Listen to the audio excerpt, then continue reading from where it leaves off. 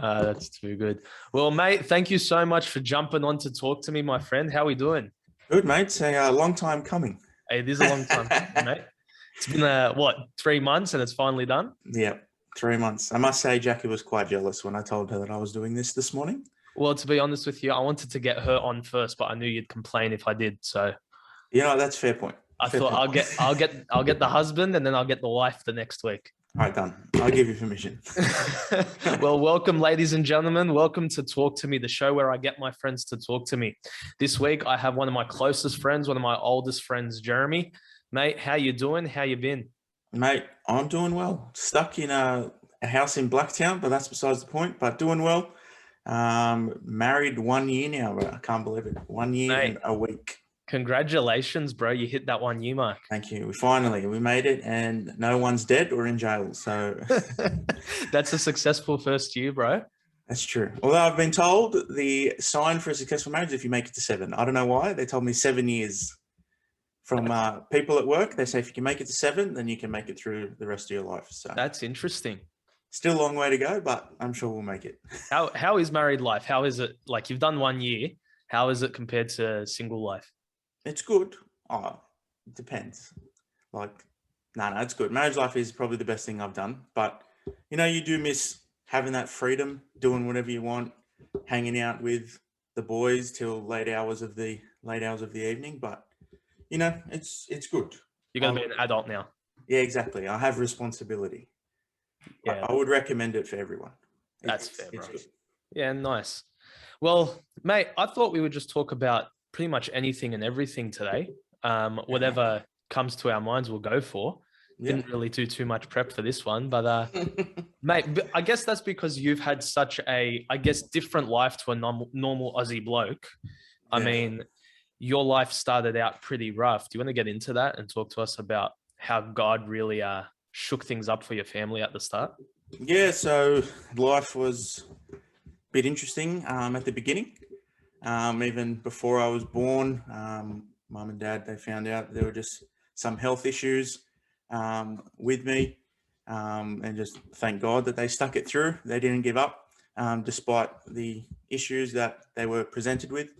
But yeah, life was shaken up for them, I guess, when I was born, just countless issues. We had an issue with my spine, which they knew of when I was little. But then also, I think the biggest scare first up was my left kidney. Just for those who don't know, yeah, I've just only got the right kidney. The left kidney was removed when I was 18 months old. So I don't remember too much of that time, obviously, because I was very young. But from what I hear from mum and dad, it was just a very trying time for them, not knowing whether we would make it out. But God took us through that when I was 18 months old. And then I think the next biggest scare was when I was about 5.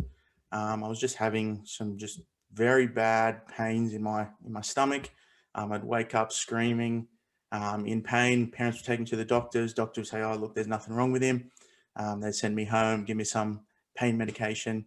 That would work for a couple of hours, and then the next night again, just screaming in agony, and I guess mum and dad not knowing what to do. And so I remember a couple ambulance trips when I'd be with my grandparents having the same pain. I'd take an ambulance to the hospital, and they'd tell us, "Look, there's nothing wrong with your son. Just send him home." And then the Lord kind of took them to Westmead Children's Hospital, and a surgeon by the name of Hugh Martin. I haven't said his name well since I was since I was young, but he took on my case and basically said, "Look, we're just going to take him into surgery. We'll just open him up and see what happened." And yeah, the first time they did that when I was 5, they just found a bunch of just fluids that shouldn't be there. So we did a massive clean out, which was good. I went about 3-4 months without any pain. Thought, yep, brilliant. We're all good. And then suddenly the pain started happening again. And so mum and dad, they knew what to do. We went straight back to Westmead, straight back to that doctor. And he said, "Look, I'm just going to open him up and find whatever it is that's causing the problem." And then, so apparently, as he was just cutting through the different organs and just seeing what was happening, he cut into my bowel and found this massive benign growth Wow. kind of looked like a rotisserie chicken with like sausages hanging out of it. Apologies for the graphic detail, but I saw a photo after the surgery, but that's what it looked like. It looked like I had a whole rotisserie chicken just sitting in my bowel. And then praise God, it wasn't cancerous or anything. And then, yeah, he removed that, and I really haven't had much abdominal pain, but I know that surgery was a big one for mum and dad. I think they actually did say, look, we don't know whether he's going to come out of this one. But obviously I'm here and the Lord got me through. So that was really the early part of my childhood that kind of rocked me a little bit in relation to health issues and stuff like that. So Yeah, thank God for that, bro. I mean, do you remember a lot of that second surgery? yeah, I remember a lot of when I was 5. Yeah, just the pain, like I would be screaming, just holding my stomach, and it was just like someone was just stabbing me, Wow. like in the stomach, and like there was no relief for it. And I would remember like I would be eating dinner. Mum would get me like a Happy Meal from McDonald's, 6 chicken nuggets. I'd eat 1 nugget, and I'm like, nah, I'm full. I get that. Yeah, I understand that. That's And like mum didn't know. She was like hammering, come on, what do you mean you're only having 1 chicken nugget? And she yeah. would smack me. She admits it. To punish you for it. She would smack me for only eating 1 chicken nugget. And then what we found out was that growth was blocking everything. So anything I was eating was just sitting there. Like I Wow. wasn't able to go to the bathroom. And then so that's a funny story she likes to tell to people when we talk about how she used to smack me for only eating 1 chicken nugget and one fries from Macca's. How do you look back at that? I mean, you're in your 20s now. How do you look? Because that's not the first, nor was it the last life-altering surgery for you. No. In your teen years, you had, or late teen years, you had another massive surgery as well. How do you look back at those times? Like looking back at all that now, does it sort of shake you? Does it trip you out? What's the thought process? It doesn't freak me out. It's more makes me thankful. Thankful for not only God's protection, but also just thankful for the people that we have in Australia to be able to undertake surgeries like that and are skilled and know how to deal with situations like that. I think they were saying I was one of the first people that the doctors in Australia had heard of with what I had in my bowel. Really? Yeah. So I'm just very thankful for Hugh Martin and obviously his team. And it just brings me back to thankfulness to God. Like at any moment I could have already been up in heaven. Yeah. But obviously he's chosen for a reason to keep me here and got me through. So I think thankfulness is probably the biggest thing that comes to mind whenever I look back on those early moments in life. Well, I can say firsthand, being your mate, I know it taught you empathy for sure. Because a lot of people don't know this, but when I went through the car accident, one of the nights I was in hospital, you stayed for about 6 hours. You stayed from, I think it was 5 p.m., or maybe even longer than 6 hours, to about midnight. And we just sat there and we just talked for hours. And that really helped me out because I was so scared. I didn't know what was going on. And the loneliness was just like taking over me. And to have that night where you just sat down and just talked me through the whole thing, it really helped out. Do you think that was the reason for it? Probably. I know definitely God has a plan. And I was actually talking with Dad a couple of years ago when we were in Thailand together. And it wasn't just in relation to like the previous surgeries, but it was even because of like my back situation. And I asked him, and I was like, Dad, why do you reckon God's allowed me to go through this? And obviously all the past medical history. And he was like, son, look, I don't know why he's put you through this, but I do know that, he said, what I do know is that you need to ask him to help you so that you can help others. And that's kind of stuck with me, that God's put me through this, gotten me through so that I can help others who have gone through similar situations. I mean, and classic example, like your that night in the hospital came 6 years after high school for me. Yeah. And so I was able to use that 6 years later down the track to help you. I didn't know how much of a help it was. All I remember is I brought you McDonald's, I think it was, that night for dinner. And but you brought some, I think it was like donuts, and I couldn't eat them. Oh, yeah. So yeah, you you ate them couldn't eat the all, donut. I did. That was very nice, actually. That was good. But yeah, it was just, yeah, I think the biggest thing that I think the biggest reason is that God has brought me through so that I can be a help to others and without even knowing it, and just be that blessing. And yeah, you're right. It has helped me be able to relate to others that do have injuries and are going through similar things. I think the surprising thing about going through as much as you have is if someone didn't know your history, they wouldn't know that you went through all that. Mm. Because, mate, you look like the most normal bloke there is. You don't look like you've been through 8+ surgeries. You know what I'm saying? Like, Yeah. you look fairly straightforward. I mean, you play cricket, you play, Yeah. God's given you that ability just to still play sport and live a Mm. fairly normal life, which is Yeah. awesome. But another thing that sort of is very different to what a normal Aussie bloke goes through is, yeah, you had your medical side of things, but you also left the country for 4 years. I did. Mate, that intrigues me a lot, only because I could never do it. Mm. I'm a very home-rooted type of guy. I don't like leaving my place.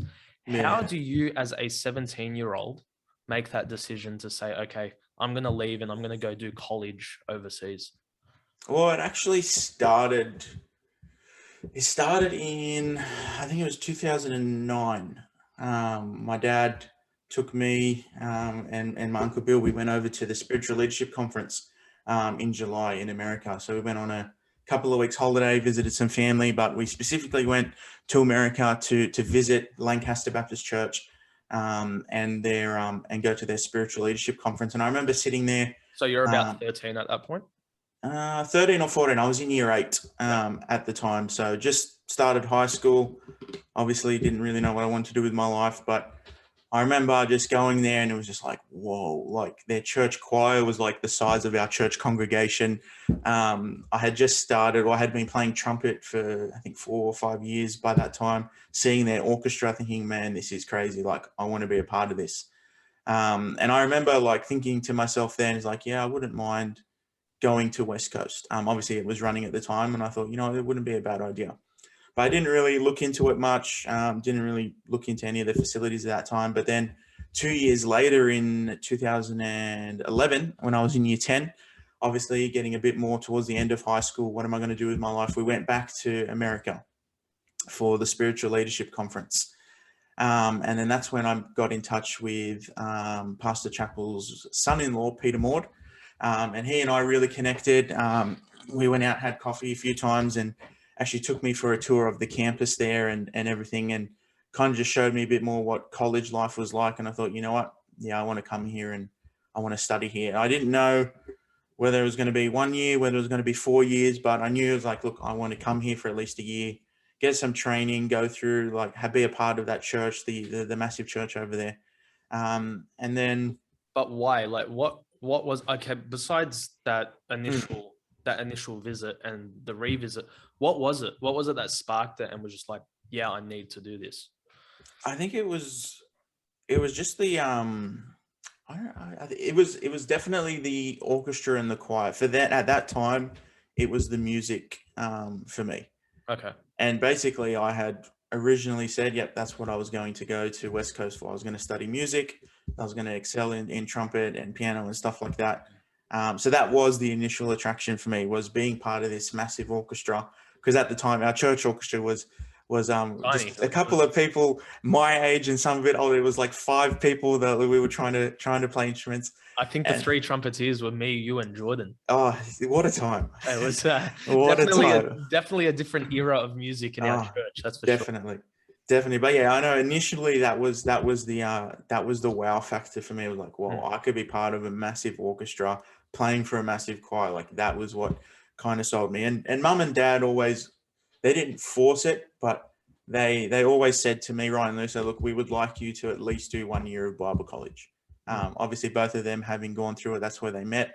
And it was never forced upon us, but it was, they appreciated it if we were to give 1 year, didn't matter when, but 1 year to Bible college at least. And obviously with dad, building relationships with people over there, like Pastor Chappell and John Getch and everyone that was over there. It was more easier for them to, I guess, let me go over there because they knew where I was going. They knew that I'd be looked after by people. And yeah, come year 12, I submitted my application halfway through the HSC to apply to West Coast. And I remember I had done one HSC exam already.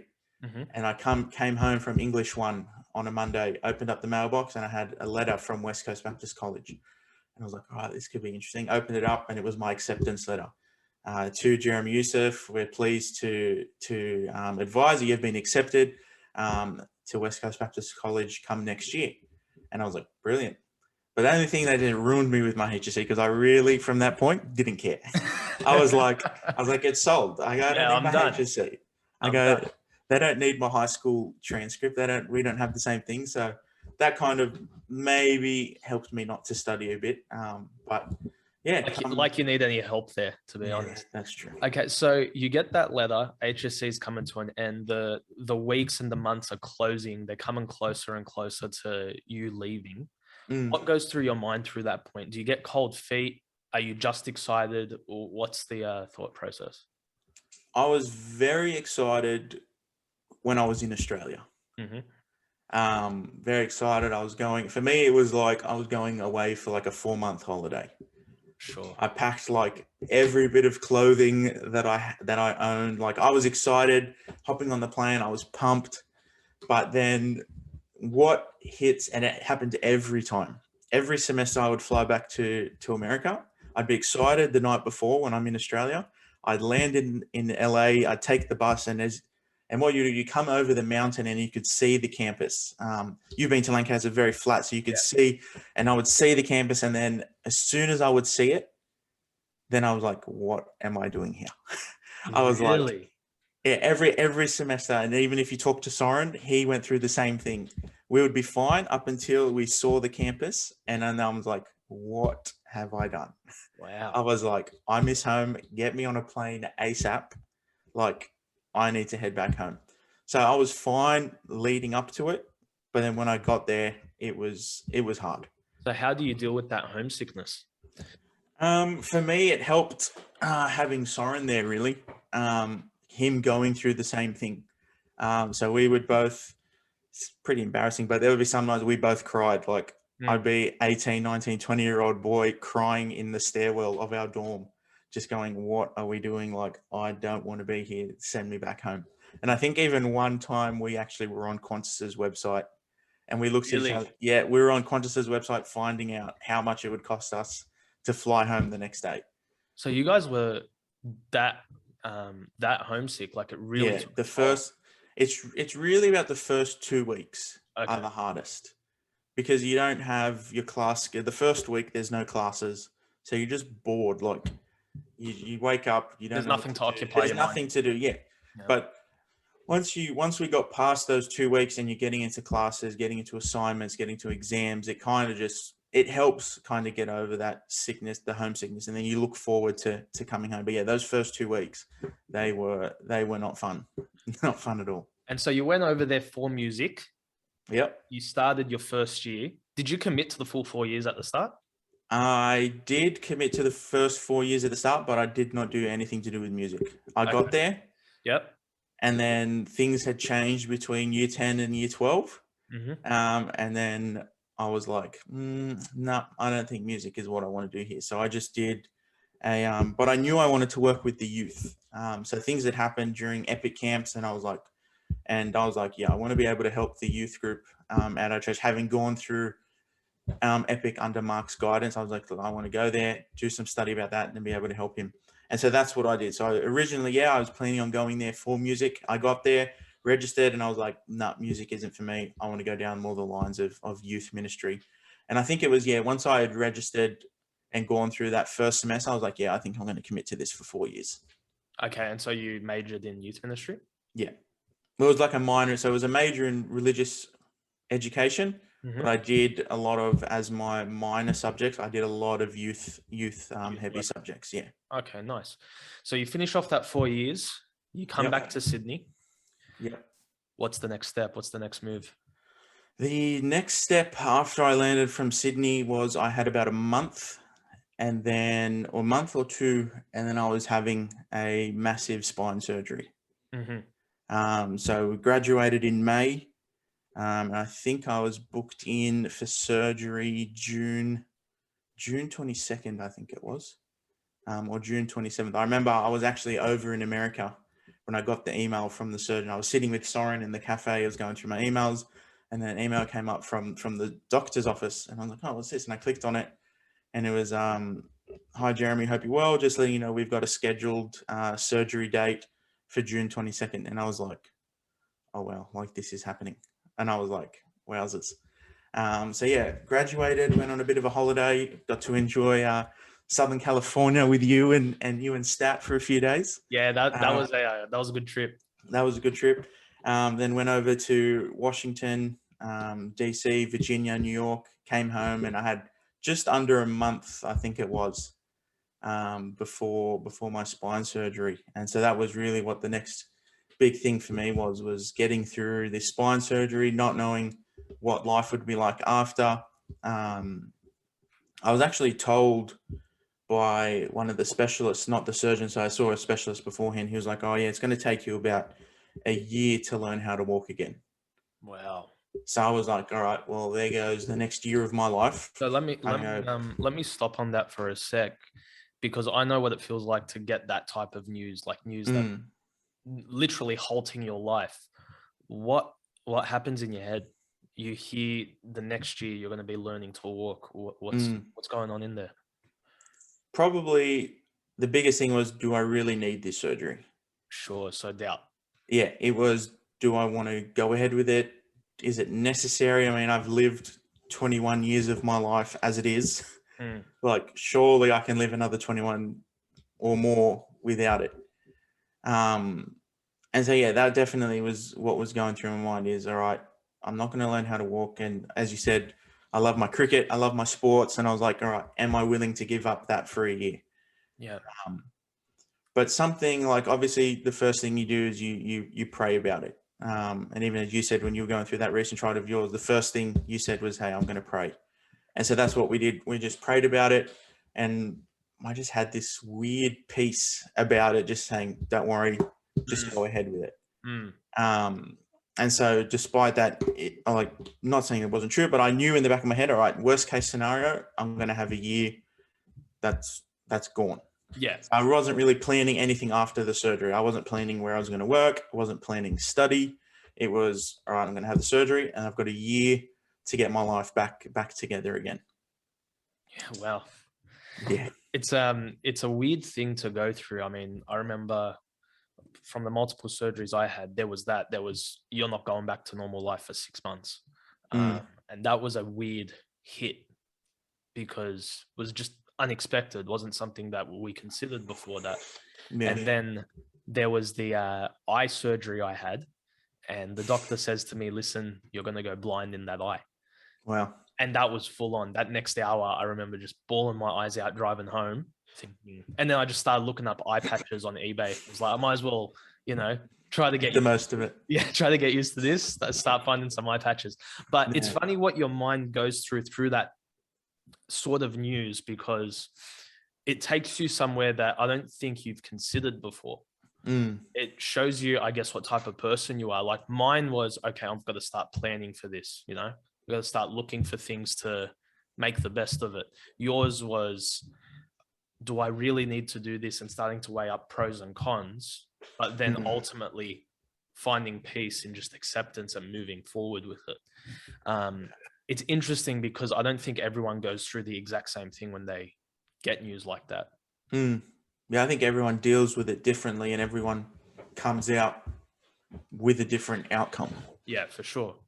Okay, so you go through that, life goes back to normal. You've Yep. got this Bible college degree in your pocket. Where's your career path taking you now? Because I know you didn't have the easiest couple of years trying to figure out what was next. Mm. How do you figure out what's next? How do you figure out where to move? Right. I was thinking you were going to bring this part up in my life, mainly because a certain few 6 months that we went through together. We did. And let's just say you ate all of my snacks constantly. Yeah, we'll leave that story. Maybe we'll get to it later on in this. So you come back, and Yeah. I guess the reason I'm asking it is because you were so short in your teen years.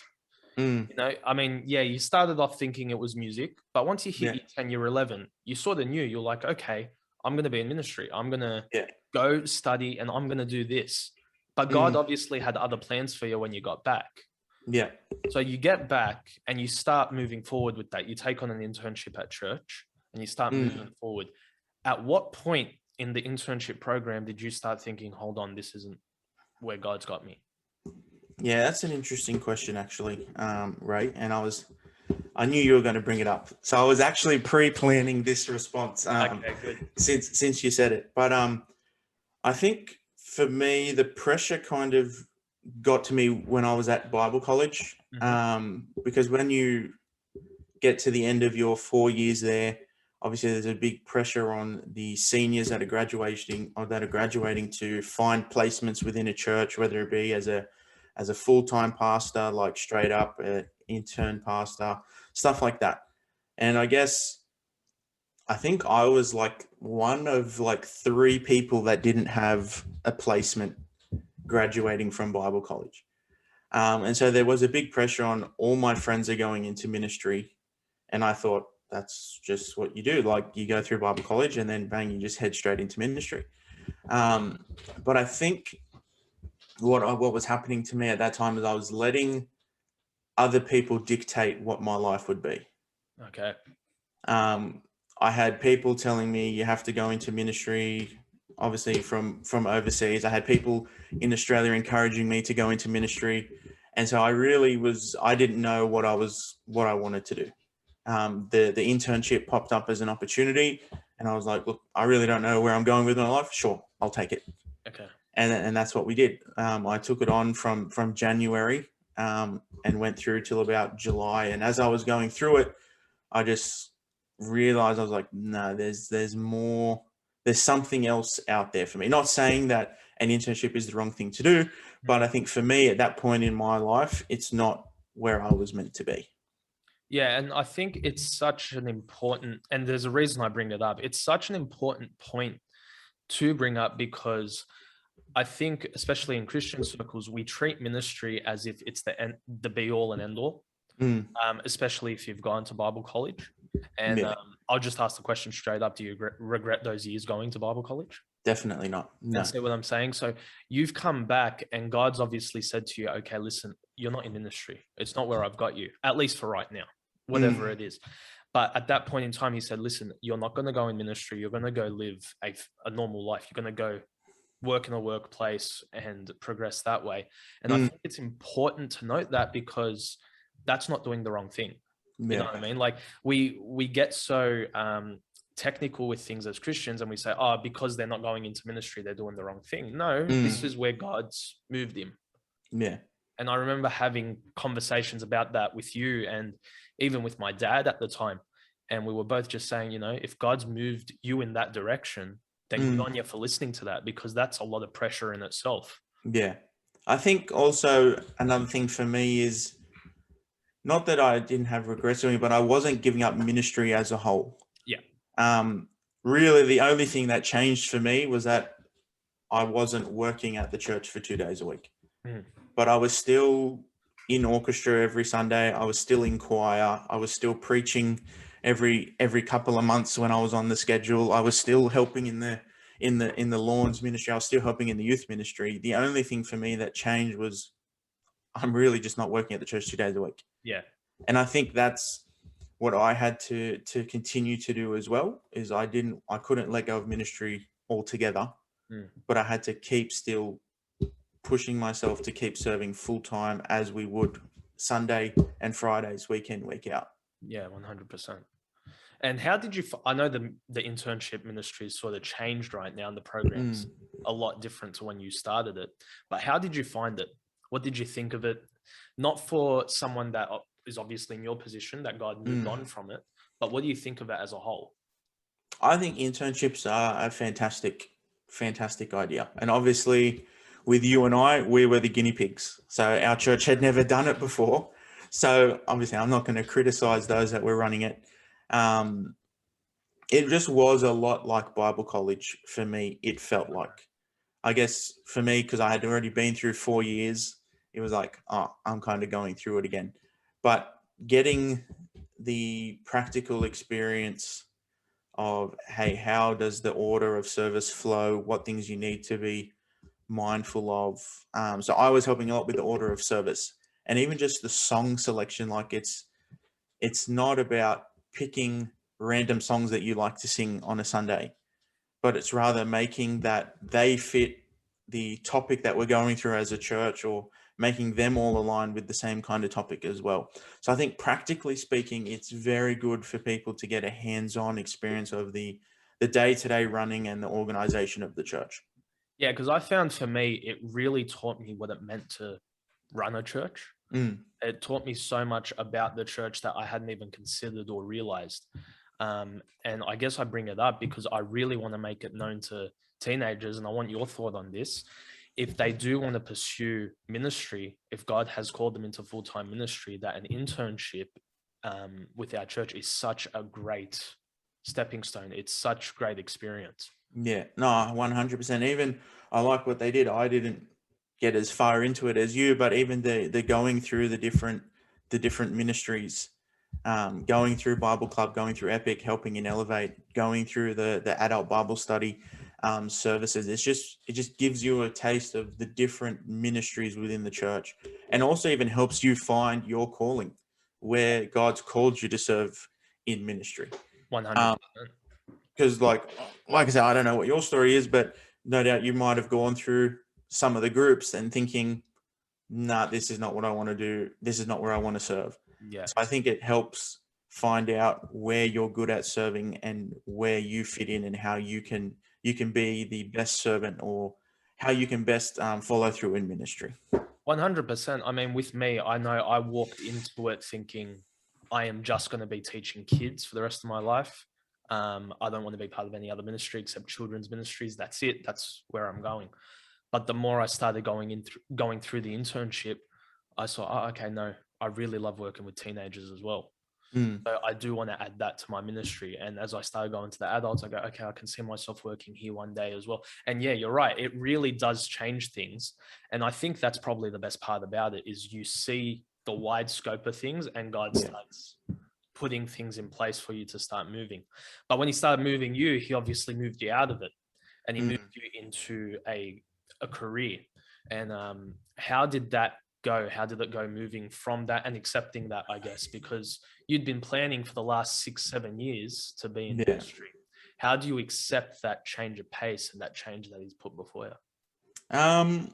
It wasn't easy, and I knew the change would come with a bit of criticism, 100%. Based on what I had spent the last 4 years of my life doing. But I guess it kind of just all worked itself out in the end. I knew it was going to be something that I couldn't take control of. And I knew that whatever plans I had, God can change them, and he'll go through with his plans in the end. So I guess for me, it was more a matter of, all right, just let go and let God. That's really what it came down to. Yeah, it's I think that's basically hitting the nail on the head there, bro.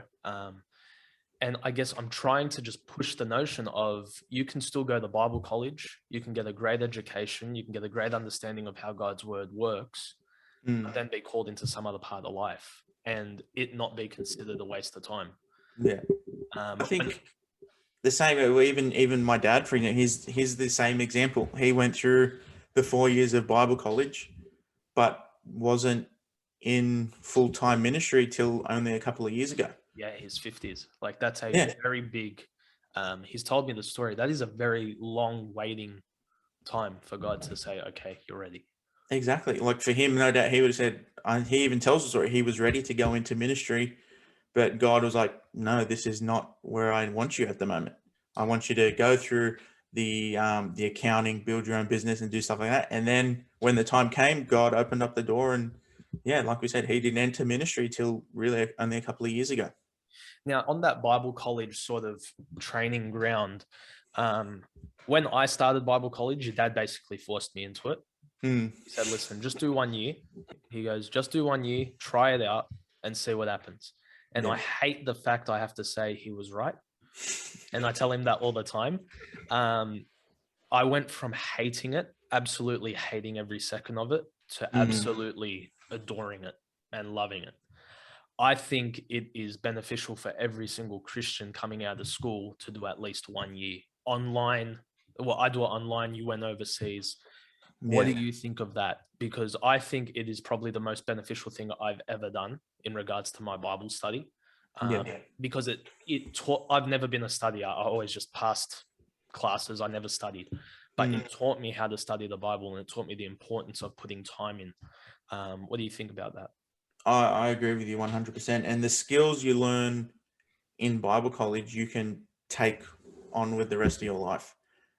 For me, even personally, you go through your the sermon courses, how to study for a sermon, how to write down and how to deliver it. And I've used all of those things practically every sermon I start.